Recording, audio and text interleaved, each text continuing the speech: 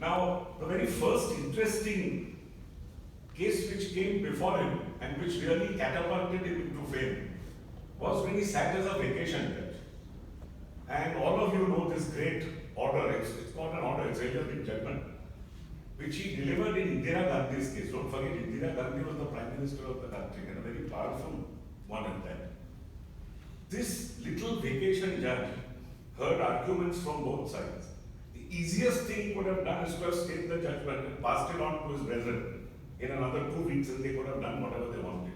Instead of that, he analyzed the law, gave Mrs. Gandhi exactly what he would give to any other member of parliament, and that then led to, as all of you know, the emergency. Because despite the fact that he stayed her disqualification, he said she could enter Parliament House, but beyond that, no nothing. No vote, no nothing. And this is how he begins this remarkable judgment, if I may say so.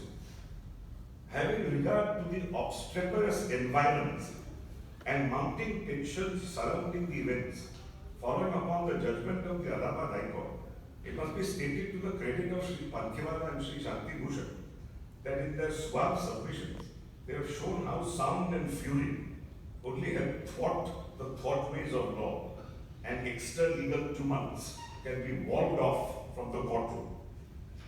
The arguments have been largely legal, and their merits have to be weighed in judicial scales. What perhaps in a certain view are not strictly pertinent to the state proceedings have, however, been adverted to at the bar, inevitably and understandably, but within marginal limits, if I may say so.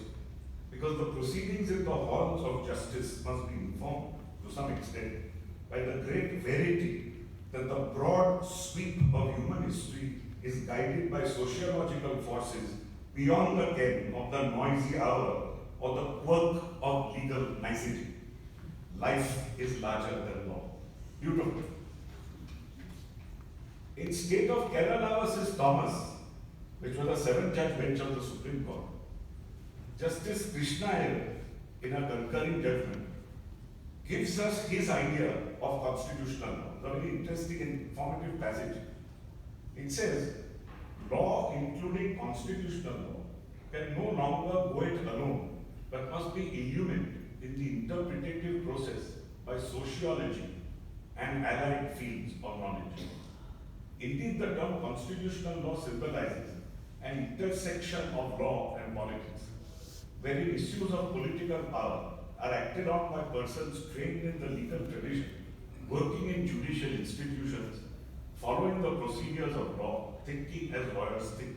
So much so, a wider perspective is needed to resolve issues of constitutional law. One cannot agree with the view of an eminent jurist, that is Justice Iyer. The judiciary as a whole is not interested in the policy underlying the legislative measure. Moreover, the Indian Constitution is a great social document, almost revolutionary in its aim of transforming a medieval hierarchical society into a modern egalitarian democracy. If I may pause here for a moment, the difference between a constitution governing us and an absolute monarch governing us is given by this great story about Peter the Great. Peter the Great in Russia was a huge figure, 6'7", and intellectually tall and otherwise tall in every manner. Now he went as ordinary Peter along with a whole group of Russians and toured Europe for about 2 years in order to learn how to build ships and how generally to attempt to bring Russia out of the Middle Ages, exactly as our constitution is trying, and bring it into modern society. One of the first things he did when he came back was to issue an edict saying all beards must be removed. And he gave free razors to everybody so that people on the street could be shaved on the spot. Now it was found because a beard was something which held these people back. And the symbol of a beard being removed would mean that you have now put your past behind you, please move forward.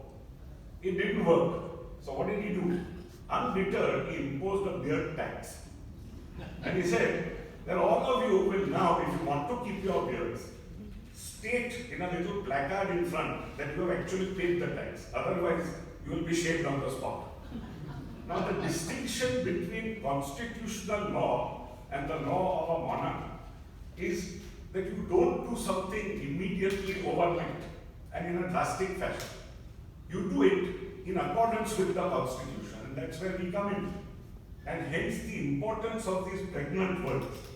If I may say them again, great social document, revolutionary in its aim of transforming a medieval hierarchical society into a modern and egalitarian democracy.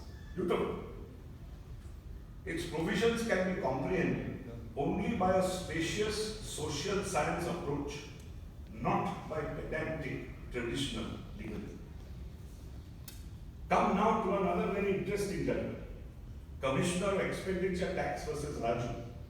Now, the issue there was whether politicians and political parties could be said to be following a vocation or occupation, so that their expenses would then be exempt under Section 5A of the Expenditure Tax Act. What he did was to quote Harold Lasky, the famous economist and political thinker who taught Jawaharlal Nehru, taught Krishna Menon, and had that fantastic, I don't know if any of you have read these letters, that great exchange of letters with Justice Holmes of the United States Supreme Court. If you haven't read them, please read them. Then, of course, from Gandhiji, from Lincoln, from people as diverse, then as Dr. Samuel Johnson, who wrote that famous dictionary. And if you remember, one of the interesting stories told about Samuel Johnson was that two ladies came up to him after the dictionary was published and said, "We are shocked to find that you swear words in your dictionary, doctor." So the doctor immediately shot back and said, ladies, you have been looking for them. So there's something very nice said about Dr. Samuel Johnson as well. And then there is, of course, a quote from the great George Bernard Shaw, who again, when the first night of Pygmalion was put up as a play, there was a tremendous round of applause and everybody called for the author. And then Bernard Shaw went up on the stage. And he heard one solitary boo from somewhere. So he stopped everybody. Come now, come. Quite right, sir, quite right. But what are we two against so many? Now, coming back to Justice Krishna Iyer, this is what he says about politics and politicians. There can hardly be any doubt that it is either or both. Harold Lasky treated politics as a science and wrote his well-known book on the grammar of politics. But the art of politics at a practical level has also been the subject of comment and has been praised and denounced on the basis that it is a profession. To Gandhiji, it is sacred as religion. In Lincoln, it rises to noble heights of statesmanship. We don't know how noble, because if any of you have seen this latest thing on Lincoln, we find that he did a lot of bribery and corruption in order to see that the 13th Amendment was passed. Lenin, Nehru, and a galaxy of other great visionaries and makers and molders of the modern world have dedicated themselves to politics as a profession. Of course, in its vulgar and vicious manifestations, this occupation has been regarded by literally giants like Dr. Johnson as the last refuge of a scoundrel. Robert Louis Stevenson has used barbed words. Politics is perhaps the only profession for which no preparation is thought necessary. George Bernard Shaw uses stinging language in the famous play Major Babar. He knows nothing and he thinks he knows everything. That points clearly to a political career. Now, this is in sync with the Devil's Dictionary definition of specialist, one who knows more and more about less and less till he knows everything about nothing. It is thus clear, without reference to the wealth of case law regarding about, that politics has been a profession, and indeed, under modern conditions, perhaps the most popular and uninhibited occupation, with its perils, of course. Law cannot take leave of realities, and therefore 5A must bear the construction that politics is a profession or occupation. Another very celebrated judgment to lawyers, Mohinder Singh Gill, the great Article 329B judgment, election judgment, in which the very famous passage which is oft quoted and which has now unfortunately been diluted, is that the validity of an order must be judged by the order as it stands. Later affidavits cannot make up. And he cited another great judge, Justice Vivian Bose in Rohinton Nariman, and then said, orders like old wine becoming better as they grow older is not the order of the day. Maneka Gandhi, again, most celebrated case, where fortunately for us, the 20 years of Gopalan's case were done away with, and Article 21 suddenly came out of its closet and gave rise to so many rights. Now here again, I am only citing a very small portion because there isn't time, where he quotes from Rudyard Kipling. He says, viewed from another angle, travel abroad, and the thing was Maneka Gandhi wanted a passport to be given to her, is a cultural enrichment which enables one's understanding of one's country in better light. Thus, it serves national interest to have its citizenry see other countries and judge one's country on a comparative scale. Kipling, though with an imperial ring, has aptly said, winds of the world give answer, they are whimpering to and fro. And what should they know of England, who only England knows? Why is the right to travel all over the world and into the beyond a human right and a constitutional freedom? Were it not so, the human heritage would have been more hapless, the human family more divided, the human order more unstable, and the human future more vulnerable. Nandini Sarpati is another fantastic judgment where he deals with the right to silence, Fifth Amendment of the US Constitution and our Article 20 into brackets 3. Here again, he quotes from Gandhiji, the Talmud, Magna Carta, the US Constitution, the Star Chamber. Incidentally, the Star Chamber was called the Star Chamber because it had a ceiling with stars painted on it. And the Star Chamber was really, originally in Tudor times, meant as a sort of supranational court which would sit with all the dignitaries, including the Lord Chancellor, in order that they keep nobles under the law. So it started off with an extremely good reputation and did well, until finally in the Stuart period, it became known for its oppressive and arbitrary judgments. And finally, of course, it was done away with in 1640 by Parliament. Then, of course, there's a quotation from Macaulay, the boy genius, who drafted our code and did so many other things. There's a delightful story told of Macaulay when he was a 4-year-old. And he showed his precocity then, because some lady dropped some coffee on him. And he screamed. So she said, little boy, are you hurt? So he looked at the lady like this and said, madam, the agony has abated. Now we come to all these characters who are quoted. One very beautiful quote is from Gandhiji. So we now set down the pivotal issues on which submissions were focused, reminding ourselves that we cannot travel beyond the Atlantic to lay down Indian law, although Council invited us with a few citations to embark on that journey. India is Indian, not alien, and jurisprudence is neither eternal nor universal, but molded by the national genius, life's realities, culture, and ethos of each country. Even so, humanist jurists will agree that in this indivisible human planet, certain values, though divergently expressed, have cosmic status, spreading out with the march of civilization in space and time. To understand ourselves, we must listen to voices from afar without forsaking our identity. The Gandhian guideline has a golden lesson for judges when rulings and textbooks outside one's jurisdiction are cited. Now this is Gandhiji's words. I do not want my house to be walled in on all sides and my windows to be stuffed. I want the cultures of all lands to be blown about my house as freely as possible, but I refuse to be blown off my feet by anything. Beautiful in young Indians. Then we come to this delightful passage on the Talmudic law and the Magna Carta, also worth reading. Whether we consider the Talmudic law or the Magna Carta, the Fifth Amendment, the provisions of other constitutions or Article 20 into brackets 3, the driving force behind the refusal to permit forced self-incrimination is the system of torture by investigators and courts from medieval times to modern days. Law is a response to life, and the English rule of the accused's privilege of silence may easily be traced as a sharp reaction to the court of the Star Chambers, the later court of the Star Chambers, when self-incrimination was not regarded wrongful.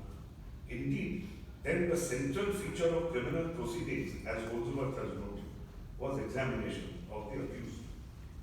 Then the great judge goes on, and there is another delightful passage on the dignity of the individual.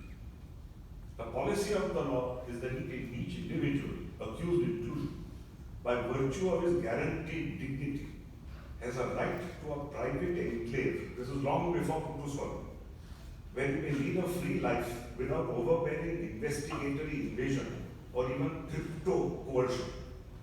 The Protean forms, gendarme is a policeman in French, duress assumes the environmental pressures of police presence, compounded by incommunicado confinement and psychic exhaustion, torturesome interrogation, and physical menaces and other ingenious, sophisticated procedures, the condition, mental, physical, cultural, and social of the accused, the length of the interrogation, and the manner of its conduct, and a variety of light circumstances will go into the pathology of coerced para-confessional answers. Delightfully put, and despite all the verbiage, as I said, the light shines on. Then we come to Macaulay. The functional role and practical sense of the law is of crucial moment. An acre in Middlesex, said Macaulay, is better than a principality in Utopia. This realism has great relevance when dealing with interrogation, incrimination, police station, the Constitution, and the Code. And then, finally, this is another beautiful passage. Constitutions are not self-working. Judicial firefighting does not prevent fires. So it is that we stress hopefully the larger changes now needed, especially because the recurrent theme of police role in a welfare state is reportedly engaging the attention of a national commission. Our observations are fragmentary, being confined to the constitutional imperative of Article 20. A holistic perspective informs our suggestions. Our purpose is not to sterilize the police, but to clothe the accused with his proper right of silence.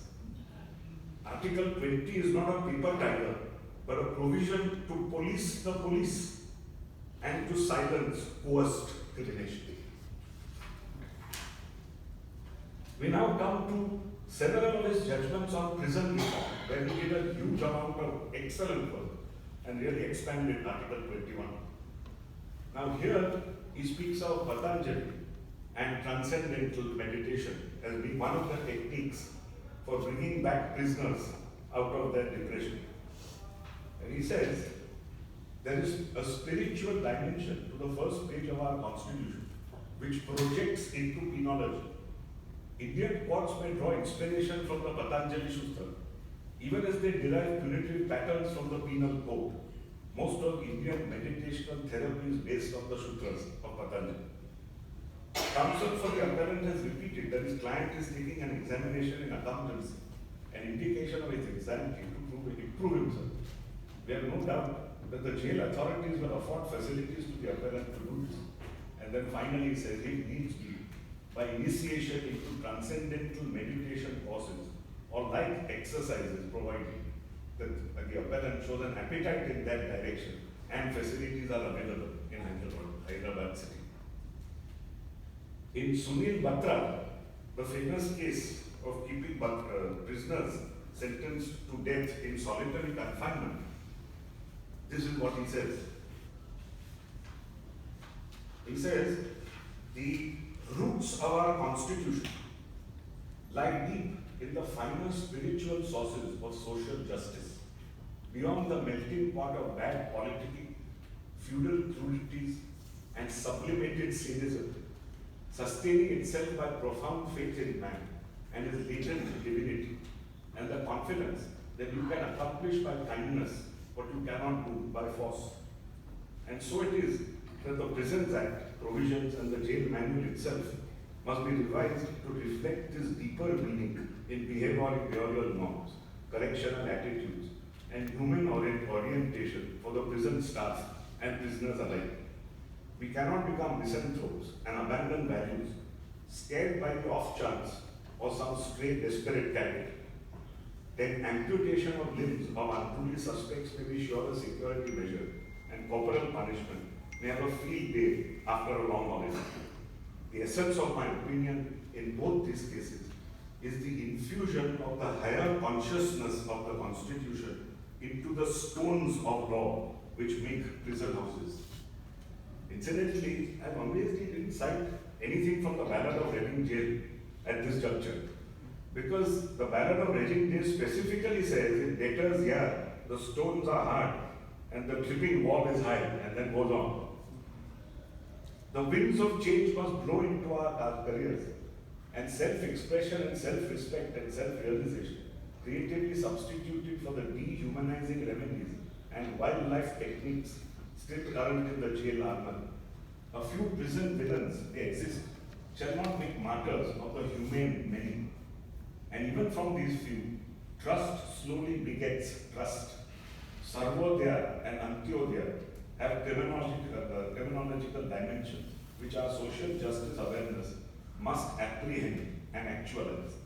I justify this observation by reference to the noble but incoherent experiment or unnoticed epic whereby Sri Rohinton Nariman redemptively brought murderously dangerous dacoits of Chambal Valley into prison to turn a responsible page in their life in and out of jail. The rehabilitative follow-up was perhaps a flop. Here it is.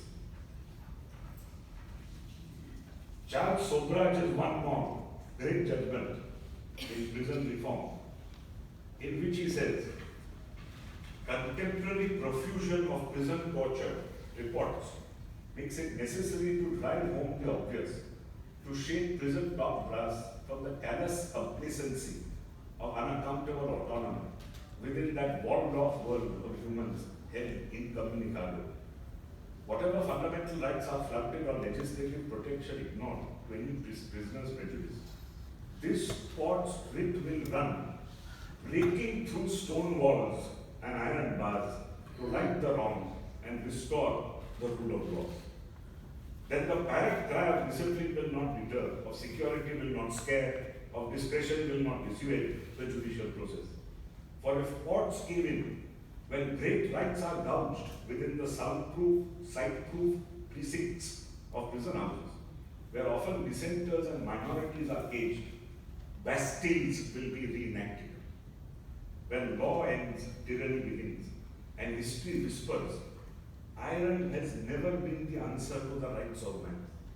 Therefore, we affirm that imprisonment does not spell farewell to fundamental rights, although by a realistic reappraisal, courts will refuse to recognize the full panoply of Part 3 enjoyed by our citizens.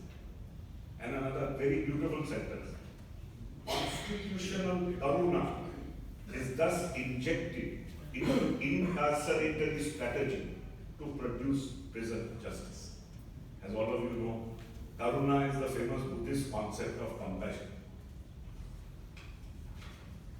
One can go on and on. There is Rajendra Prasad's case on the death sentence, which begins with the deadly quandary, and then the Hamletian dilemma, etc., which we can skip for the moment. Time won't allow. And then we have Dalbir Singh's case on the death sentence, in which he says again, and he puts it beautifully, and he is famous for phrases like the present. Death sentence on death sentence is Parliament's function. Now, I remember very early as a raw junior in court, I used to sit in his court and thoroughly enjoy his language.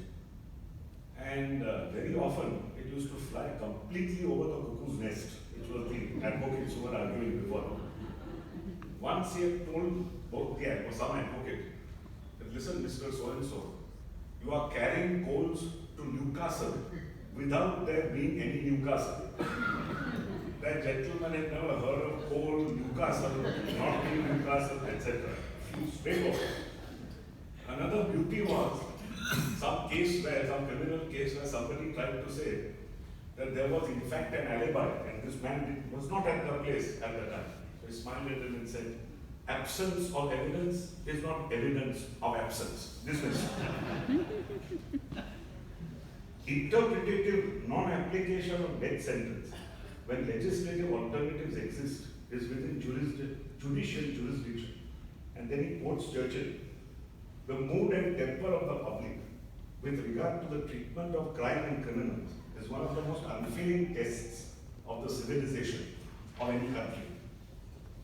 Finally, he speaks of the Shanti Parva in the Mahabharata and Prince Satyavan in the discussion on the capital penalty. Now, the very interesting story of Prince Satyavan, which I must tell you all about. Prince Satyavan was due to be married to a lady called Savitri. And Savitri was told that this prince will die within 1 year of the marriage. Don't marry him. She said, no, I'll risk it, doesn't matter. And she went, married him. And as the year drew to a close, sure enough on that day, Yama came from his abode to take the prince away.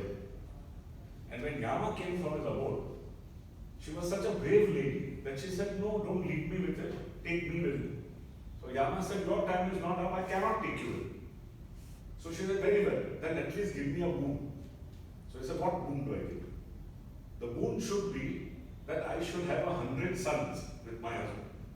Now that indirectly meant that the husband would have to be resuscitated, brought back for the 100 sons to be produced. So Yama foiled her and said, no, sorry, that I cannot give you. And in the first, when she asked for the boon, she said, say anything and ask for anything except the resuscitation of your husband. The second time around, when Yama said, all right, I'll give you another boon, he didn't repeat this. Namely, that except for resuscitation, ask for anything. So she promptly said, resuscitation of my husband. And Yama said, this is such a fantastic lady, I will do it. And he resuscitated the husband and they lived happily ever after for some 400 years. But coming back to the Shanti Parva which he quotes, he says, destruction of the individual by the king can never be a virtuous act. By killing the wrongdoer, the king kills a large number of innocent persons. Wife, father, mother and children are killed. A wicked person is seen to imbibe good conduct from a pious person. Good children spring from wicked persons. The extermination of the wicked is not in consonance with eternal law. In Prem Shankar Shukla, there's a very, very beautiful quote, but this time Justice Krishna got it wrong. I went and checked out. Pastor Niemöller was one of the great Lutheran pastors who opposed the Nazi regime in the 1930s and was put into Dachau for most of the World War for his pains. And the quote, which is a beautiful one, in reality is as follows. First they came for the communists, he's talking of the Nazis. And I did not speak because I was not a communist. Then they came for the Jews and I did not speak because I was not a Jew. When they finally came for me, there was nobody left to protest. Now, how he quotes it is, when they arrested my neighbor, I did not protest. When they arrested the men and women in the opposite house, I did not protest. And when they finally came for me, there was nobody left to protest. Beautiful words. State of Punjab versus Gurdjieff Singh is another beautiful passage on legal manners. I think I've passed because there isn't much time. Jolly George Verghese was another great judgment in which he humanized Section 51 and debtor's prison and said that it must be now read in accordance with Article 11 of the International Covenant on Civil Rights, which means that a simple default to discharge is not enough. There has to be an element of bad faith beyond mere indifference to pain. And this is how he put it, citing his own judgment as a Kerala High Court judge. The march of civilization has been a story of progressive subordination of property rights to personal freedom. And a byproduct of this subordination finds noble expression in the declaration that no one shall be imprisoned merely on the ground of inability to fulfill a contractual obligation. This revolutionary change in the regard for the human person is spanned by the possible shock that a resuscitated Shylock should suffer if a modern Daniel were to come to judgment. When the former asks the pound of flesh from Antonio's bosom, according to the tenor of the bond, by flatly refusing the mayhem on the debtor, because the inability of an impecunious obligee shall not imperil his liberty or person under the new dispensation proclaimed by the Universal Declaration of Human Rights. Municipal Council Ratnam again is one of the great judgments where the municipal corporations cannot plead poverty when it comes to basic human rights. I must end, however, by giving you the other side of the picture. Justice Tulsapurkar, in a stinging dissent in Manohar Samarth's case, has this to say of the kind of language that Justice Krishna Iyer used in the majority. Judges and lawyers always clamor for legislative simplicity, and when, as is the case here, legislative simplicity is writ large on the concerned provision, and the text of the provision is unambiguous and not susceptible to dual interpretation, it would not be permissible for a court, by indulging in nuances, semantics, and interpretative acrobatics, to reach the opposite conclusion that is warranted by its plain text, and make it plausible or justified by specious references to the object, purpose, or scheme in the name of judicial activity. He then gets a little more scathing in para 31 and says, before parting with this appeal, I feel constrained as a part of my duty to give vent to my feelings of discomfiture and distress over one thing, which is exercising my mind for a considerable time in this court. But he meant Justice Krishna Iyer's court. In all humility, I would like to point out that prefaces and exordial exercises, perorations and sermons, as also theses and philosophies, political or social, whether couched in flowery language or language that needs simplification, have ordinarily no proper place in judicial pronouncement. In any case, day in and day out, indulgence in these in almost every judgment, irrespective of whether the subject or the context of the occasion demands it or not, serves little purpose. And surely such indulgence becomes indefensible when matters are to be disposed of in terms of settlement arrived at between the parties, or for the sake of expounding the law, while rejecting the approach to the court at the threshold on preliminary grounds. I am conscious that judicial activism in many cases is the result of legislative inactivity, and the role of a judge as a lawmaker has been applauded. But it has been criticized also, lauded when it is played within the common law tradition, but criticized when it is carried to extremes. May I only end by saying, nobody ever erected a statue in Sibelius' great works, great Finnish composer, to a critic. Thank you very much.